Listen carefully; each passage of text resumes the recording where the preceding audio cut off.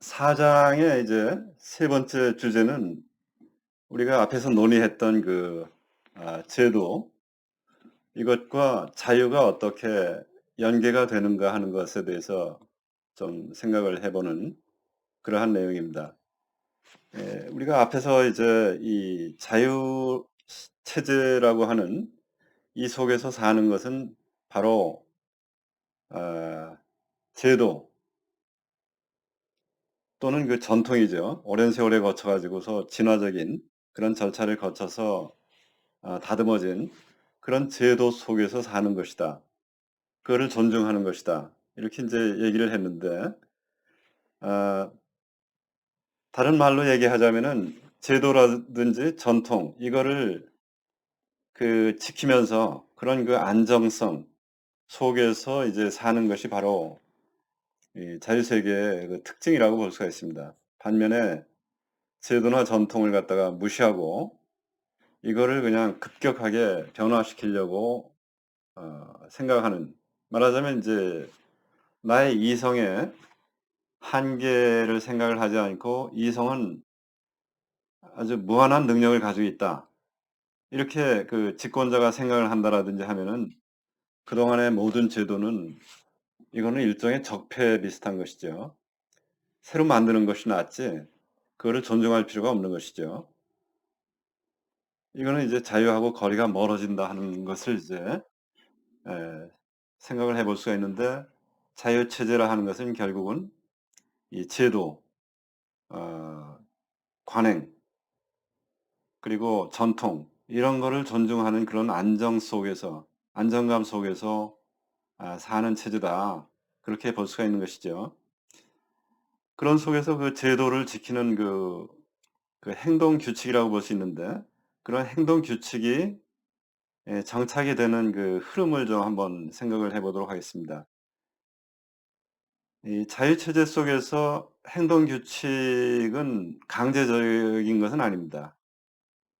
어떤 제도나 이런 것이 있을 때 아 이것이 지켜지는 절차를 보자면은 먼저 강제적이진 않지만 대부분은 이제 지키고 있는데, 그중에 아주 일부는 '내가 이걸 꼭 지켜야 되나?' 이렇게 이제 의문을 가질 수가 있겠죠. 그래서 과감히 이거를 한번 자기 이익을 위해서 이 제도 관행 이것을 지키지 않는 그런 사람이 나타나게 됩니다. 무슨 계약을 위반을 슬쩍 한번 한다든지 뭐 이런 것이죠.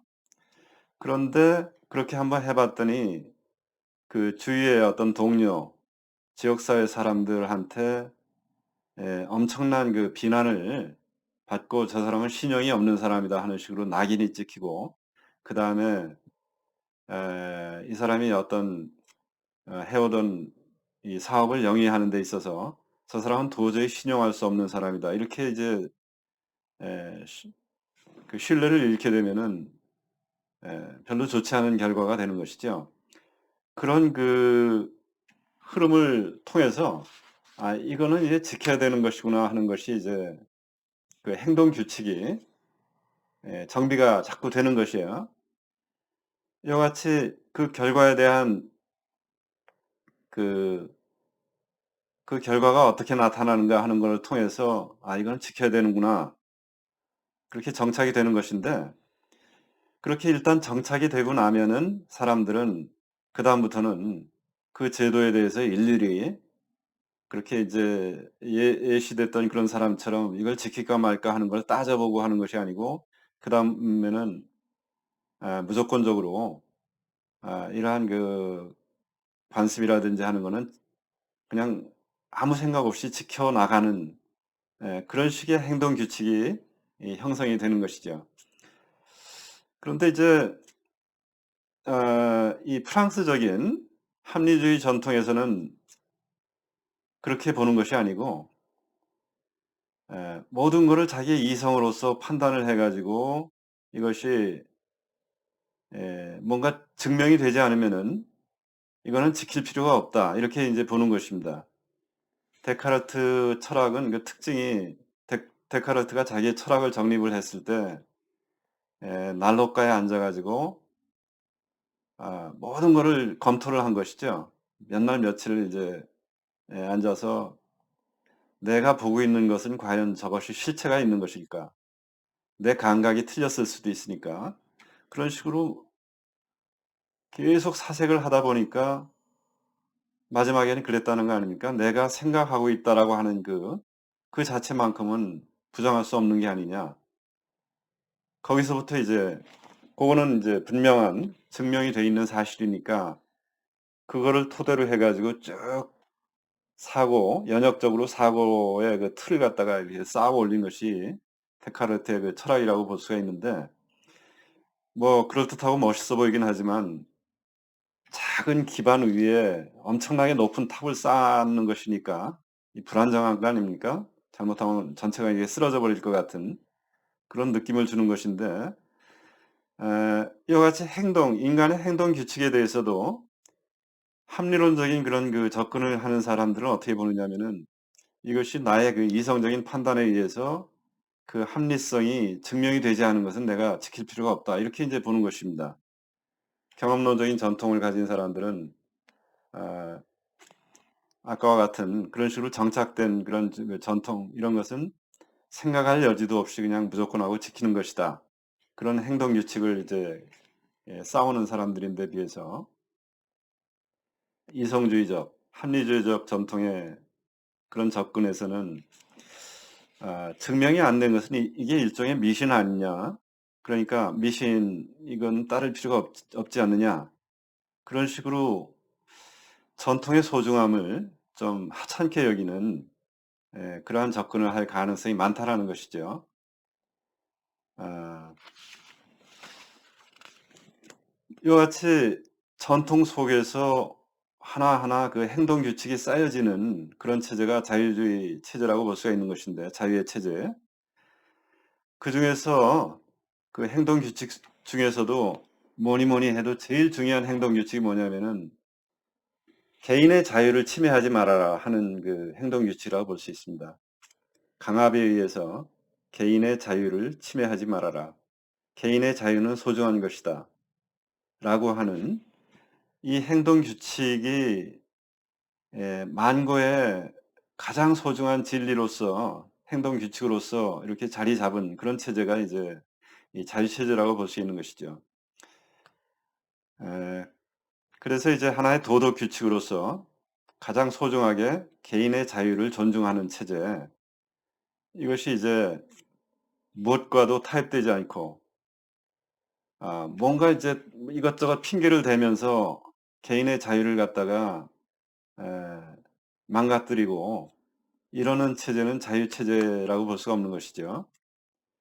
그래서 자유체제라고 하는 것은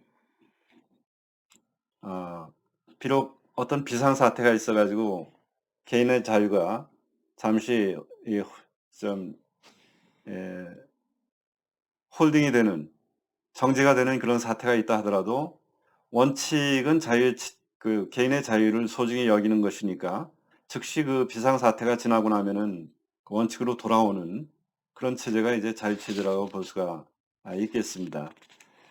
그런데 거기서 한 가지 그 취약점이 뭐냐면은요. 이 자유라고 하는 것은 우리가 앞에서 2장 뭐 3장 이런 데서 이제 봤다시피 이거는 일종의 확률적인 것이지 확실성하고는 다른 것이죠. 개인의 자유를 소중하게 여기는 그런 체제를 만들었을 때 이것이 사회 전체가 분명히 잘 되는 방향으로 이게 나가는 것이 이제 확실합니다. 그런데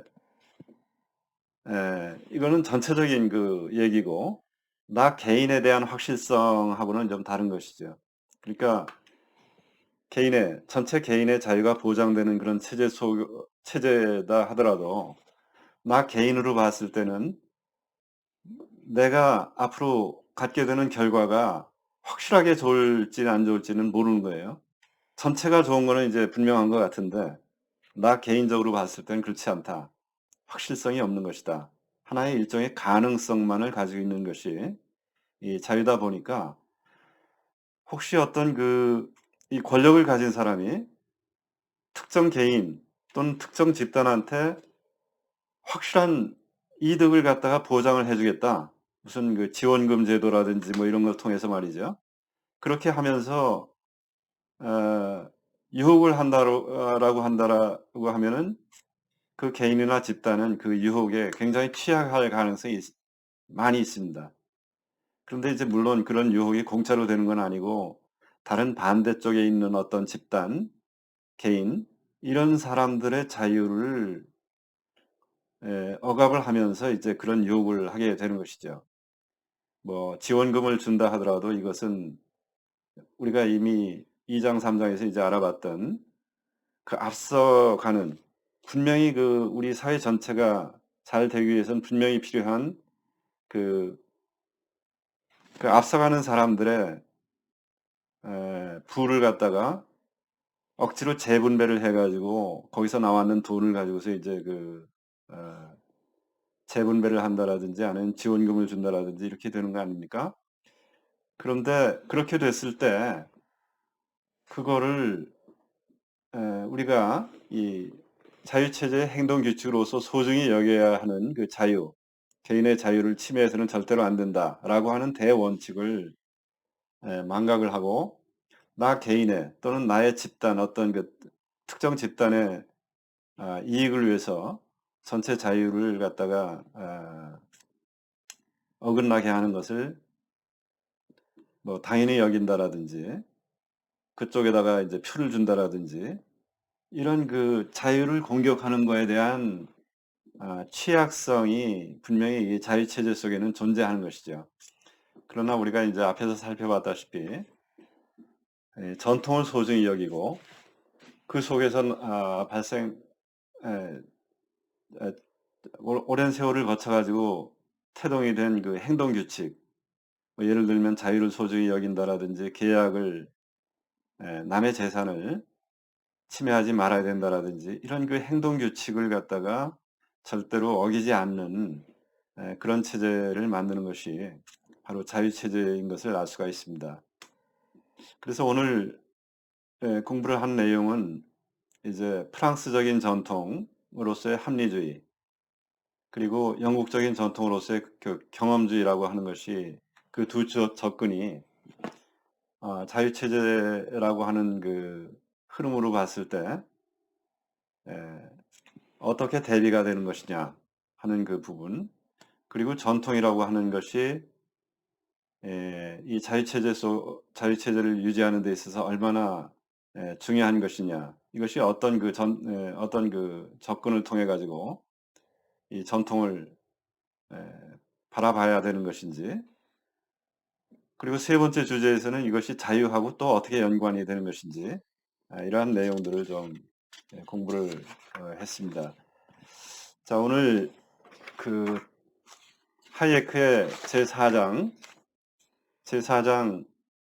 자유, 이성, 그리고 전통 이 중요한 그 키워드들이 어떻게 연관이 되고 있는 것이냐 하나의 그 포인트를 얘기하자면은 이 자유체제라 하는 것은 이 전통, 유구한 세월을 거쳐서 왔는 이 전통이 에, 굉장히 소중한 것이고 이거를 바꾼다 하는 것은 내가 혹시 놓치는 것이 없을까?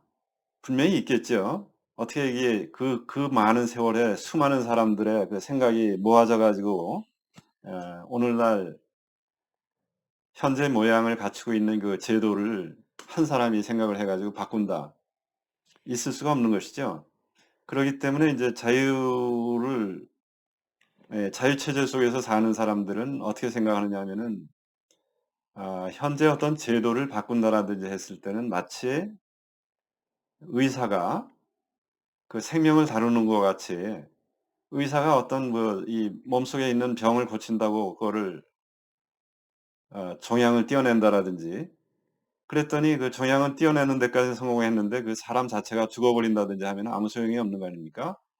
이와 같이 조심조심하면서 이 시스템을 다루는 그런 자세를 갖는 것이 이 자유체제 속에서의 그 제도를 바라보는 그런 관점입니다.